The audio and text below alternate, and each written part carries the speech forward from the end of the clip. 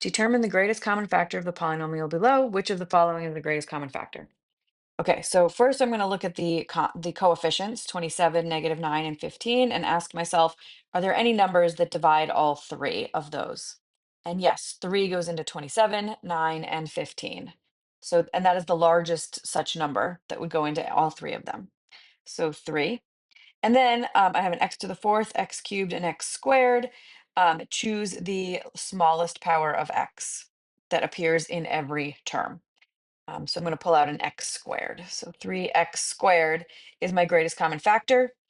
Um, they didn't ask me to figure out what the other factor is, but I'm going to do it just for review purposes. So I ask myself 3x squared times what would give me 27x to the fourth, and that would be 9x squared. And then 3x squared times what would give me negative 9x cubed, and that would be minus 3x. And then 3x squared times what gives me 15x squared, and that would be plus 5. But the greatest common factor is the 3x squared, which is option C.